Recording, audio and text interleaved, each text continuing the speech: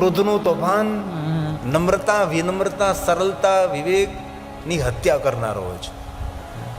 અને ક્રોધને જીતવા માટે એક જ સાધન છે, મૌન.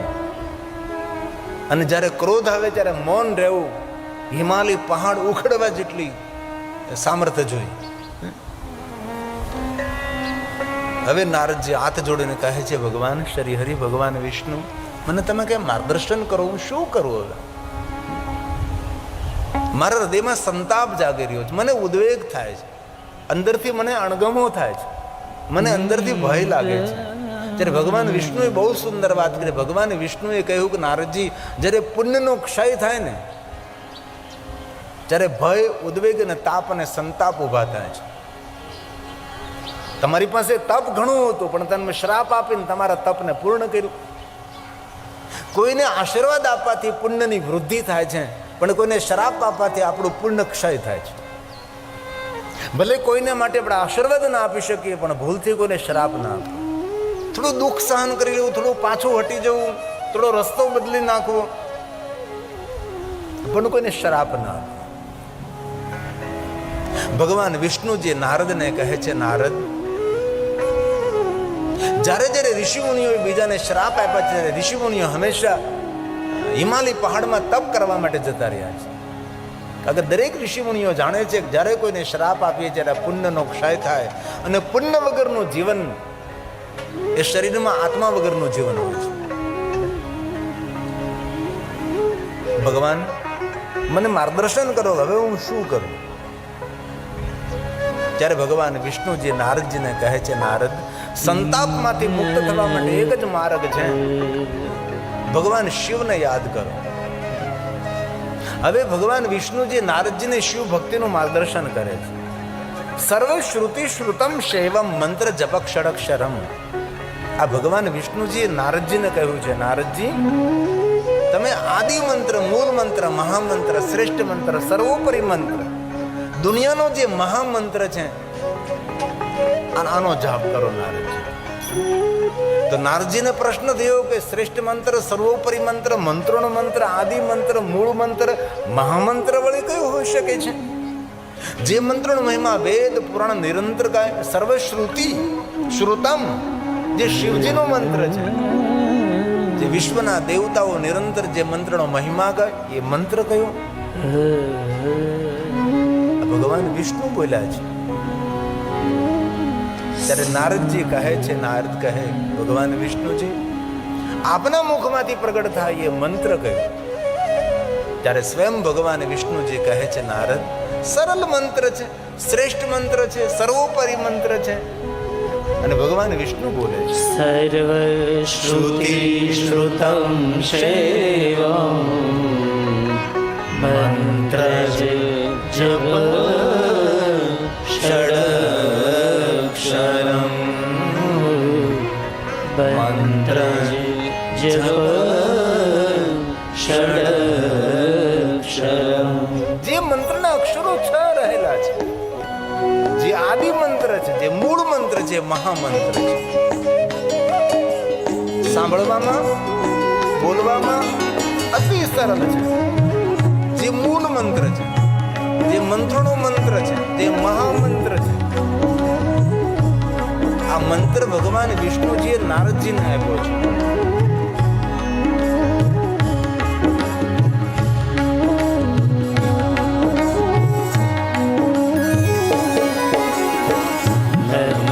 શિવાય નમઃ શિવાય નમઃ શિવાય નમઃ શિવાય નમઃ શિવાય નમઃ શિવાય નમઃ શિવાય નમઃ શિવાય નમઃ શિવાય નમઃ શિવાય નમઃ શિવાય. આદિ મંત્ર છે, મહામંત્ર છે, મંત્રોનો પણ મંત્ર છે. દરેક મંત્રનું ઉદ્ગમ સ્થાન છે, દરેક મંત્રનું જન્મ સ્થાન છે. જપે પંચાક્ષરમ સર્વ સિદ્ધિ લવે. દુનિયાની દરેક સિદ્ધિઓને આપનારો મંત્ર પંચાક્ષર મંત્ર છે. નમઃ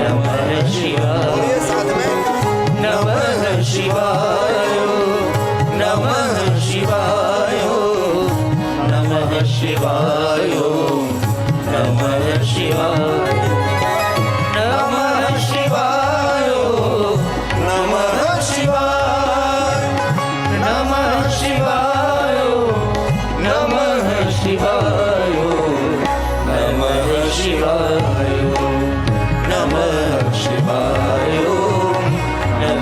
શિવાય નમઃ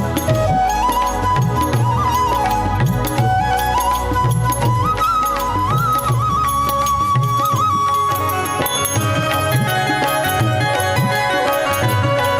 નમઃ શિવાય નમઃ શિવાય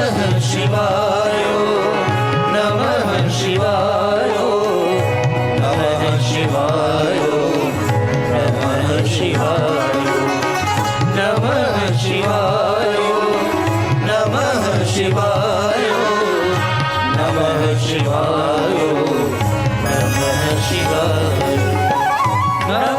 શિવાય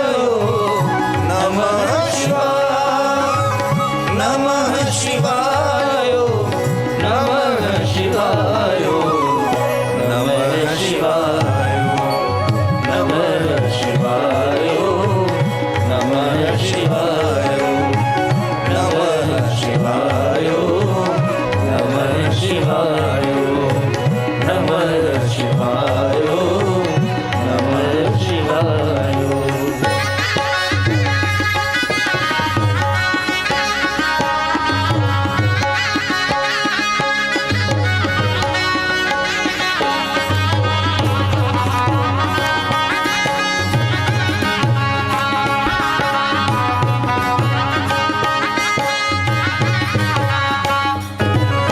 નમઃ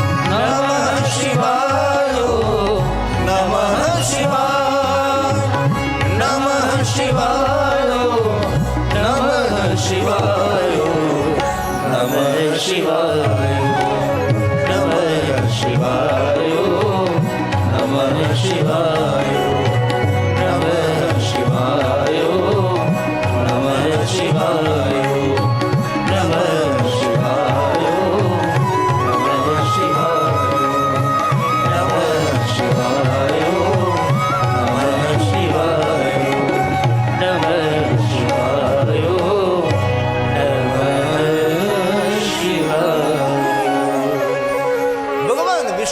નારદજીને પંચાક્ષર મંત્રના જાપ કરવાનો કહ્યું. પ્રશ્ન એ થાય કે આટલો સરળ મંત્ર શા માટે?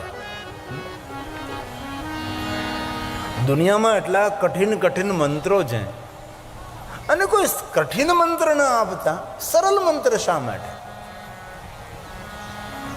વિષ્ણુ ભગવાન જાણે છે કે નારદજીના માટે આ સરળ શ્રેષ્ઠ માર્ગ એ નારદજીને સંતાપમાંથી મુક્ત કરશે. અને જ્યારે માણસ કોઈ જ્યારે સંતાપથી ઘેરાયેલો હોય, ઉદ્વેગથી ઘેરાયેલો હોય, ત્યારે તેને સરળ માર્ગ દેખાડે. ઘણીવાર માણસો માનસિક રીતે ડિસ્ટર્બ થયેલા હોય તો તેને સાચો અને સરળ ને શ્રેષ્ઠ માર્ગ દેખાડે. ભગવાન વિષ્ણુજી નારદજીને કહે છે કે નારદજી, આ પંચાક્ષર મંત્રનો જાપ કરો, તમે સંતાપમાંથી મુક્ત થશો. ભગવાન વિષ્ણુજી નારદજીને શિવ ભક્તિનું માર્ગદર્શન કરે છે.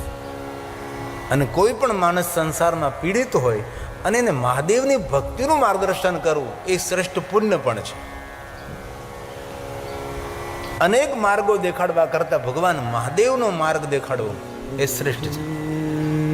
ભગવાન વિષ્ણુજી નારદજીને પંચાક્ષર મંત્ર ઓમ નમઃ શિવાય મંત્ર આપે છે. શિવ મહાપડા ગ્રંથમાં આ ઓમ નમઃ શિવાય મંત્રનો ખૂબ મહિમા છે. અતિ વિસ્તારથી વિસ્તૃત મહિમા છે. વિષ્ણુ ભગવાન સ્વયં પણ વિસ્તારથી મહિમા ગયો. સપ્ત ઋષિઓએ, ભગવાન રામજીએ, ભગવાન કૃષ્ણજીએ આ પંચાક્ષર મંત્રનો મહિમા ગયો છે અને પંચાક્ષર મંત્રનો સ્વીકાર કર્યો છે.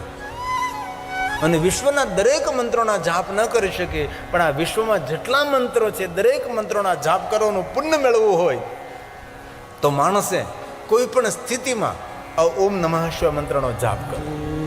જરૂર શિવ મહાપુરાણ ગ્રંથમાં કહ્યું છે કે ગુરુ મુખેથી ગ્રહણ કર્યા બાદ ઓમ નમઃ શિવાય મંત્રનો જાપ કરો.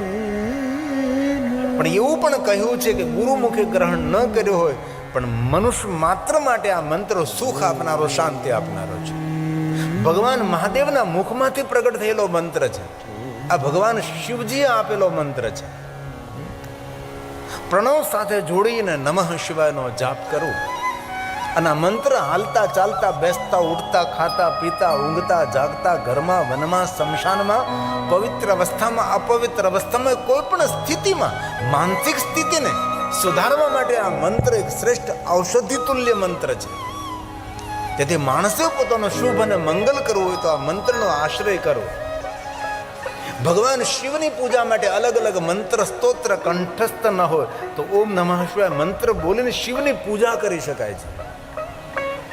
અને ભગવાન મહર્ષિ વેદવ્યાસજીએ કહ્યું કે કઠિન વેદોક્ત મંત્રો બોલીને જે શિવની પૂજા કરવાનું ફળ મળે છે તેના કરતાં કરોડો ગણું ફળ આ ઓમ નમઃ શિવાય મંત્રનો જાપ કરતા શિવની પૂજા કરવી તેના કરતાં અધિક ફળ આપનારો છે.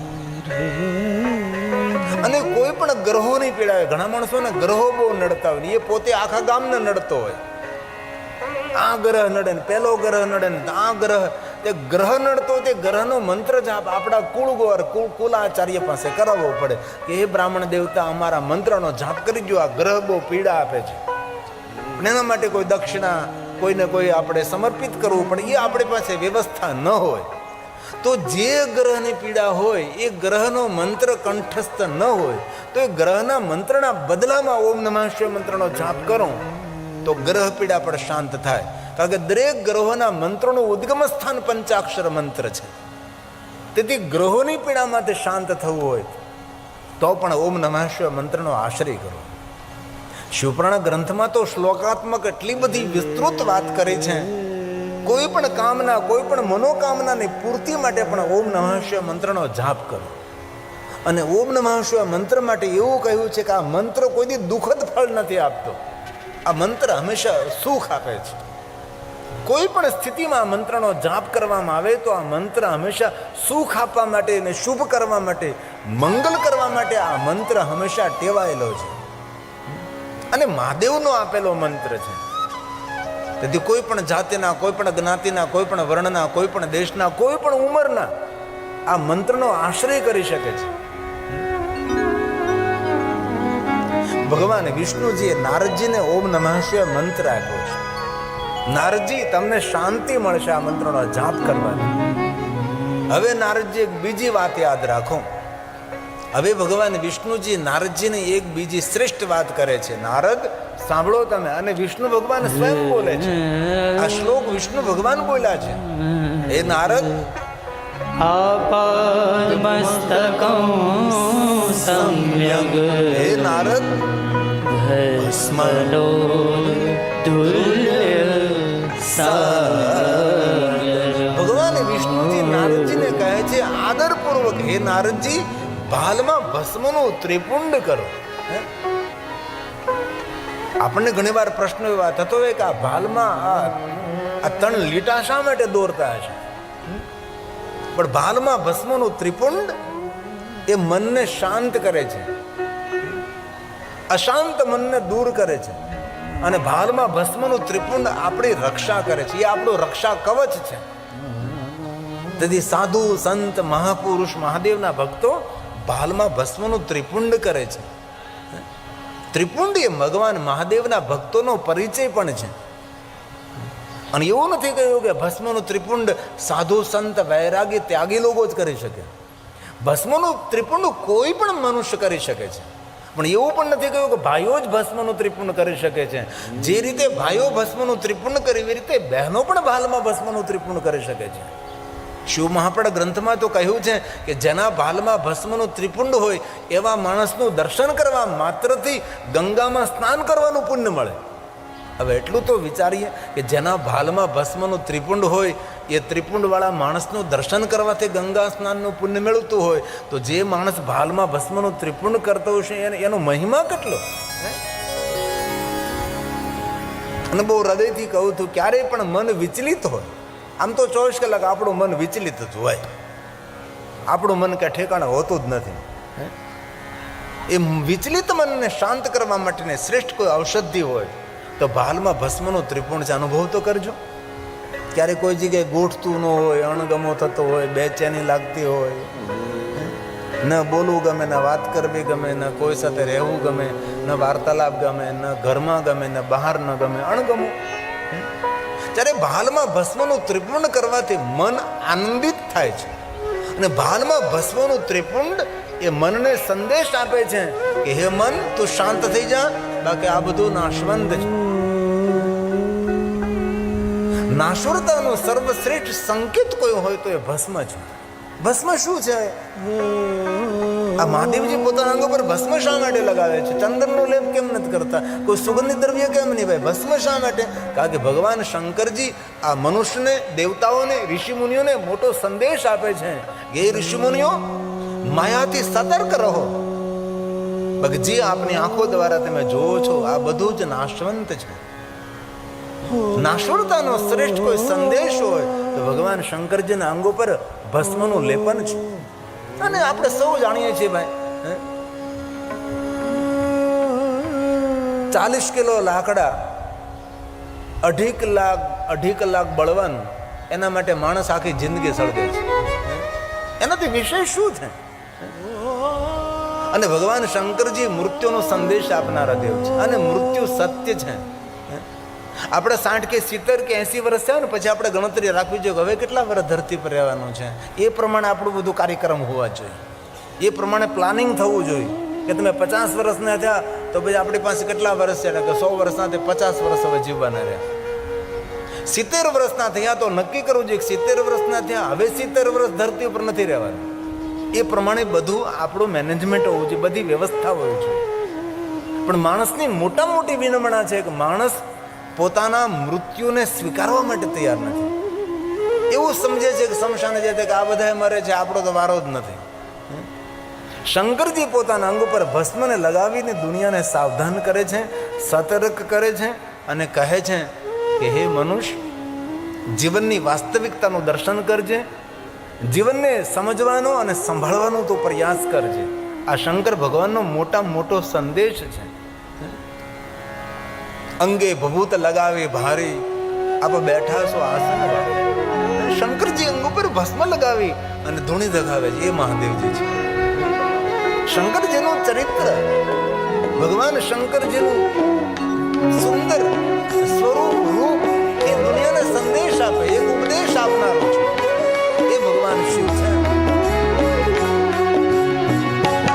અંગે ભૂત લગાવી ભારી, અંગે ભૂત લગાવી ભારી, આપ બેઠા છો આસન વાળી, આપ બેઠા છો આસન વાળી, પીતા ઈશ્વરના પ્યારા ભારી, પીતા ઈશ્વરના પ્યારા ભારી, ઘોડા બેઠા છો આસન વાળી, ઘોડા બેઠા છો આસન વાળી.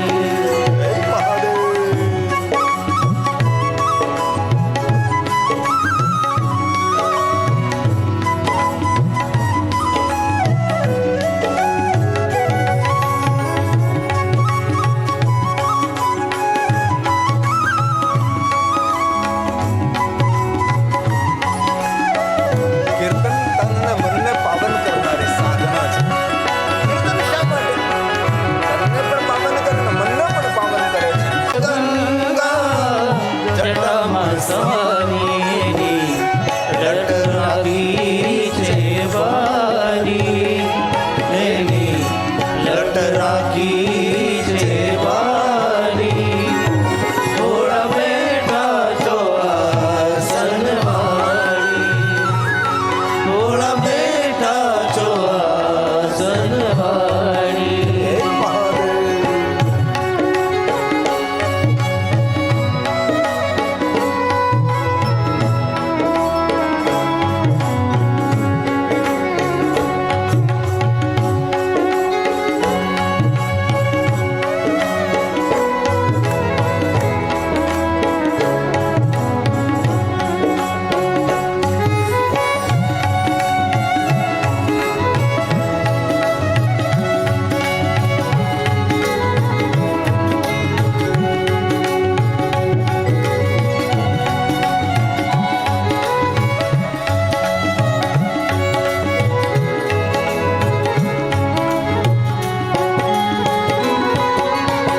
કલા મસ્તક પર ચંદ્ર વિશોભે, કલા મસ્તક પર ચંદ્ર વિશોભે. સંગે ભૂત ગણો છે ભારી, સંગે ભૂત ગણો છે ભારી. થોડા બેઠા છો આસન વાળી, થોડા બેઠા છો આસન વાળી.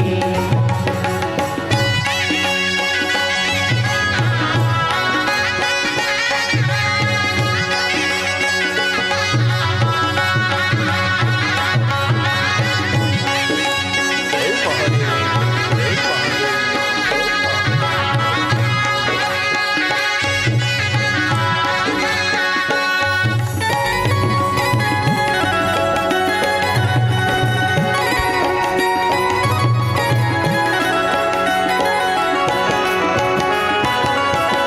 ભસ્મ વિભૂતિ વ્યાગાંબરધારી, ભસ્મ વિભૂતિ વ્યાગાંબરધારી. એને ગિરજા જોઈ હરખાણી, એને ગિરજા જોઈ હરખાણી.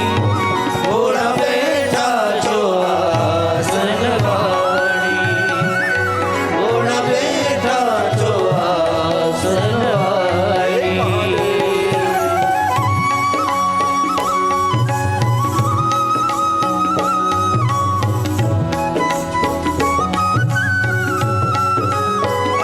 મહાદેવ કો યાદ કરે.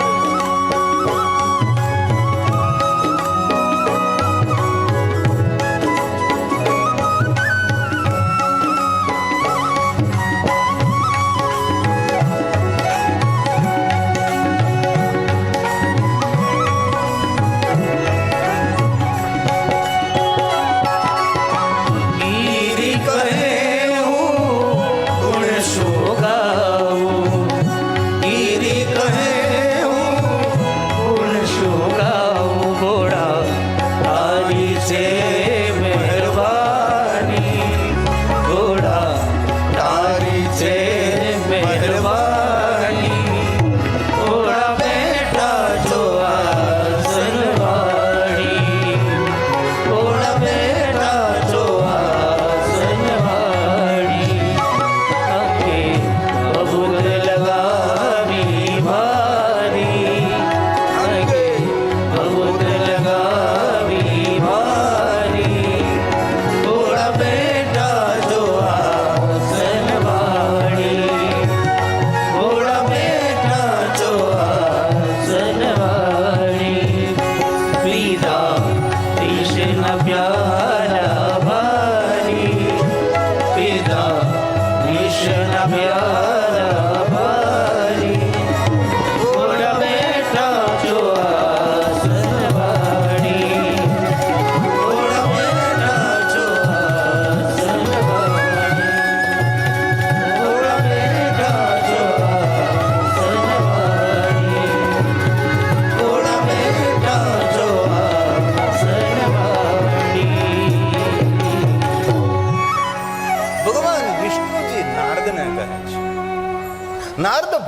ભસ્મનું ત્રિપુંડ કરો, તમારું મન શાંત થશે.